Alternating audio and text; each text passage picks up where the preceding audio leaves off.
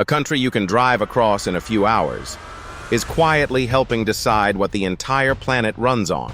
Seriously, Israel is small, limited land, limited water, no giant oil fields to lean on.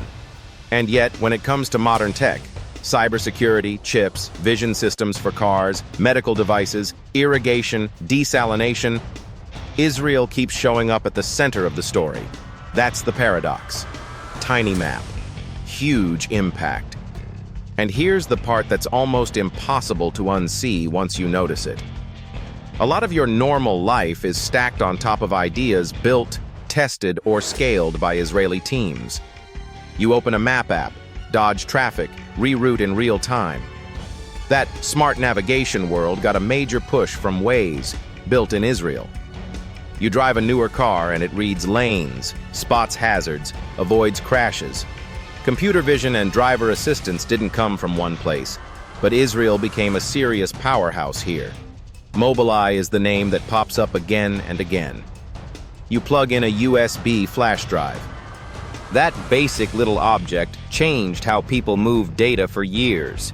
Israeli engineers were part of that story too.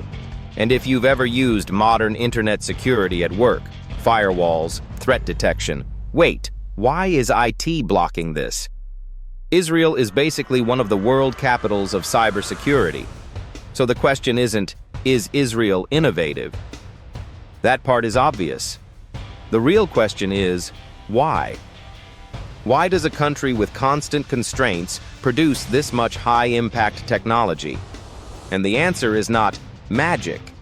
It's pressure. It's survival logic. It's a culture that turns limits into a training program. Start with geography and resources. Israel is not a place where you can waste water and shrug. Water scarcity isn't a theory. It's a reality you live with. So what happens when water is life or death, not just a utility bill? You get innovation that sounds boring until you realize it feeds people. Drip irrigation is one of the most famous examples. Instead of flooding fields, you deliver water precisely, drop by drop, right to the root. To someone outside agriculture, that sounds like whatever. But it's literally a revolution in farming efficiency, and it's spread worldwide. Same with desalination and advanced water management. When your environment keeps telling you there isn't enough, you either collapse or you engineer your way out.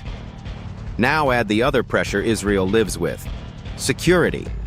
Israel has faced serious security threats for decades. That doesn't automatically create innovation, but it does create a mindset. Fast decisions, redundancy, constant scanning for risk, systems that can't afford to fail.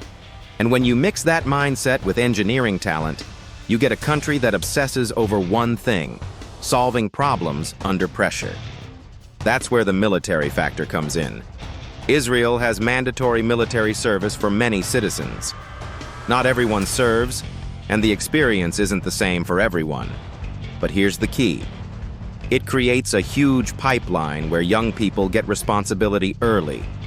Not intern responsibility, real responsibility. In certain units, especially in intelligence and tech-heavy roles, people in their late teens or early 20s are dealing with data, communications, security systems, and mission-critical problem-solving.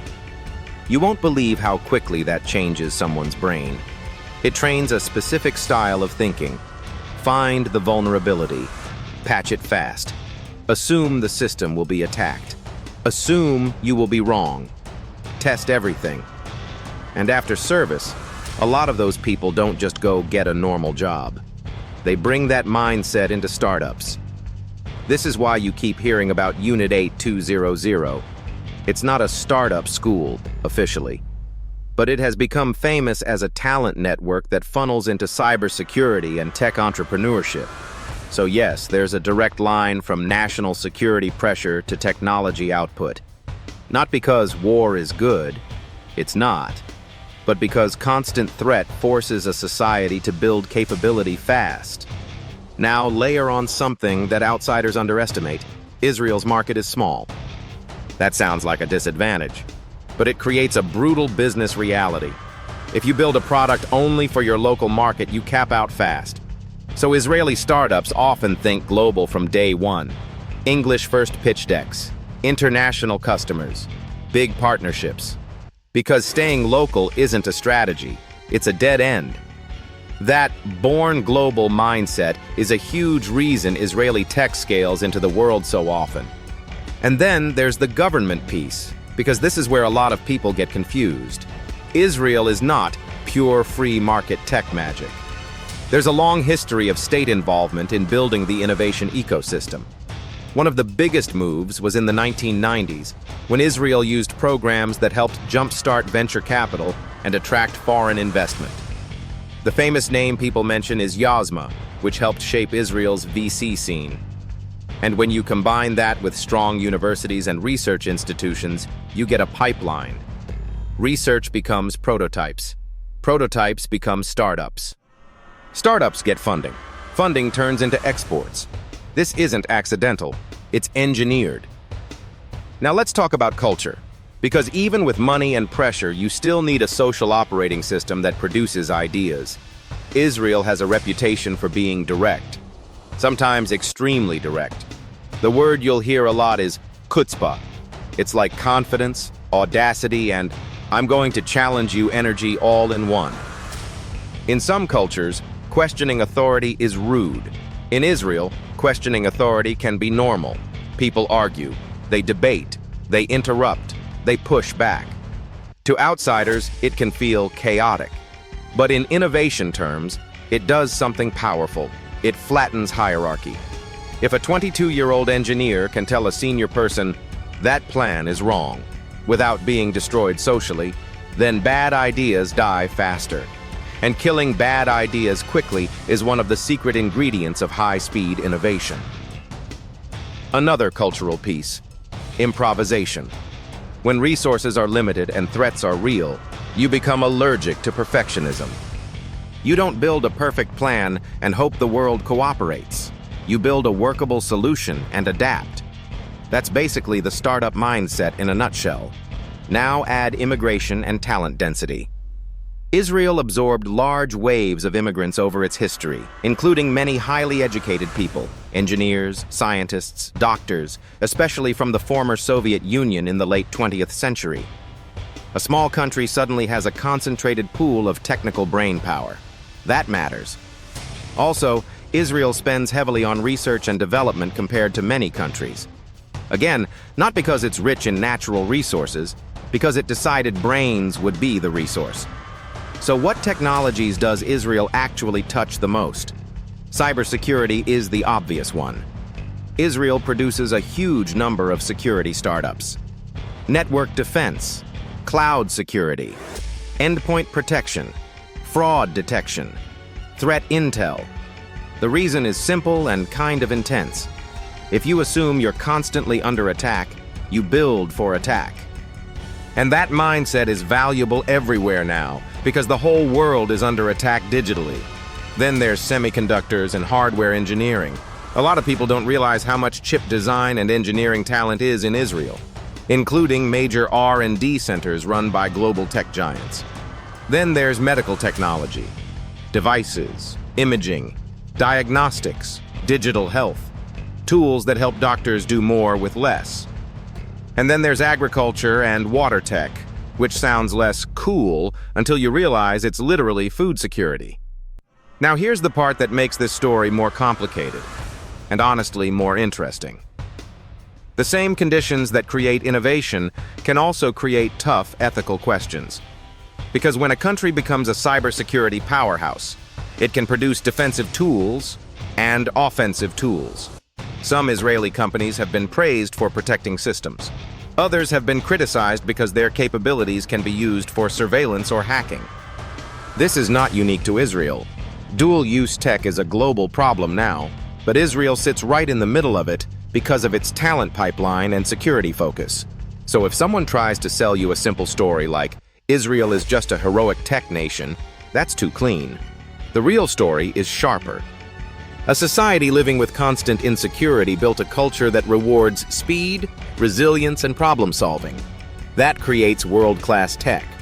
And it also creates technologies that make the world argue about privacy, power, and control. That's the trade-off of living at the edge. Now let's zoom out to the core how.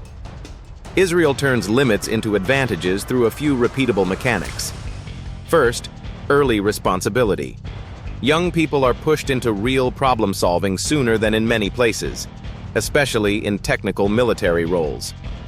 Second, network effects. Military units, universities, and startup communities create tight networks.